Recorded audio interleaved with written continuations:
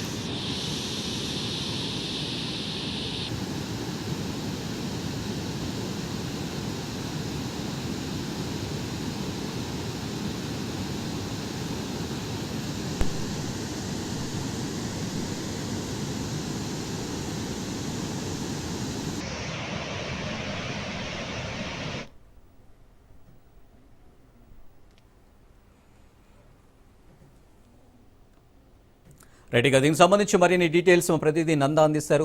నందా, చూడొచ్చు భారీ వర్షాలతో పలు డ్యాములు అయితే పూర్తి స్థాయిలో నిండుతున్నాయి. ఎలాంటి చర్యలు తీసుకుంటున్నారు అధికారులు? Thank you Anil. ఏదైతే ఈ యొక్క మందా తుఫాన్ ఈ యొక్క బేభత్సం ఉత్తరాంధ్ర జిల్లాలపైన భారీగా చూపిస్తుందనే చెప్పాలి. ముఖ్యంగా ఉత్తరాంధ్ర జిల్లాల ఆరాధ్య దైవంగా ఉన్న శ్రీ వరాహలక్ష్మి నరసింహ స్వామి వారి దేవస్థానం మెట్ల మార్గం అంతా కూడా పూర్తిగా జలమయం అయిపోయిన నేపథ్యంలో భక్తులకి ఆ మెట్ల మార్గం ద్వారా కూడా ఎటువంటి ప్రవేశాలు కల్పించకుండా ముందస్తు చర్యల్లో భాగంగా మొత్తం అన్ని ఈ యొక్క మెట్ల మార్గాన్ని పూర్తిగా క్లోజ్ చేయడం అయితే జరిగింది. అలాగే ముఖ్యంగా ఇటు ఉత్తరాంధ్ర జిల్లాలోని ముఖ్యంగా చెప్పుకోవాల్సింది అయితే గోస్తాని నదికి సంబంధించి కూడా దాదాపు ఈ యొక్క ఇన్ఫ్లో అవుట్ ఫ్లో కూడా చాలా భారీగా పెరిగిన నేపథ్యంలో ఇరిగేషన్ శాఖకి సంబంధించిన ఉన్నతాధికారులు 24/7 అక్కడ ఎప్పటికప్పుడు వాటి ఇన్ఫ్లో అవుట్ ఫ్లో యొక్క అవుట్పుట్స్ అన్ని కూడా ఇటు అమరావతి ఈఎన్సీ కార్యాలయానికి అయితే పంపిస్తున్నారు. అయితే మనకి ఉన్న సమాచారం మేరకు ముఖ్యంగా తాటిపూడి జలాశయం ఏదైతే దాదాపు 297 అడుగులు గరిష్ట స్థాయి ఉండగా దాదాపు 294 అడుగుల వరకు ఈ యొక్క వరద నీరు వచ్చిన నేపథ్యంలో దాదాపు ఇన్ఫ్లో యొక్క కెపాసిటీ దాదాపు 4,737 ఉండగా అవుట్ ఫ్లో అయితే 5,335 క్యూసెక్ల నీరు ఉండగా ఇరిగేషన్ డిపార్ట్మెంట్ మొత్తం ఈ యొక్క అవుట్ ఫ్లోనే ఎక్కువగా విడుదల చేస్తున్నట్టుగా కూడా మనకి సమాచారం అందిస్తున్నారు. అలాగే విశాఖపట్నం నగరానికి సంబంధించి మల్కాపురం పోలీస్ స్టేషన్ లో కూడా భారీగా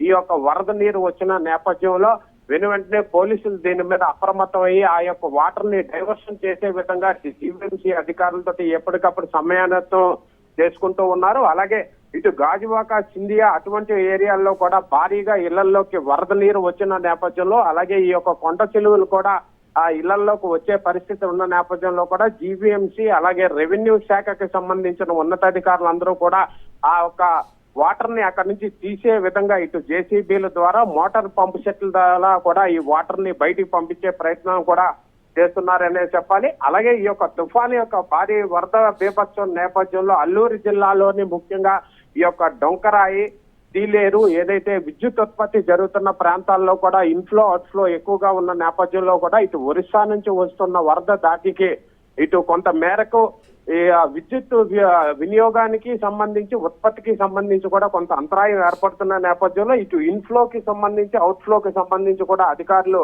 ఎప్పటికప్పుడు చూస్తూనే ఉన్నారు. అలాగే ఈ యొక్క పోలీస్ డిపార్ట్మెంట్ కి సంబంధించి అల్లూరు జిల్లాకి మొత్తం ఎవరైతే ఈ యొక్క గిరిజన ప్రాంతాల్లో ప్రజలు వాగులు వంకలు పొంగుతున్న నేపథ్యంలో పోలీస్ శాఖ ఎప్పటికప్పుడు ప్రజలకి ఈ యొక్క శాటిలైట్ ఫోన్స్ ద్వారా అలాగే ప్రసార మాధ్యమాల ద్వారా ఎప్పటికప్పుడు తెలియజేస్తూ అత్యవసర పరిస్థితులు అయితేనే ఇంట్లో నుంచి బయటకు వచ్చే విధంగా చర్యలు చేపట్టాలని కూడా చెప్పిస్తున్నారు.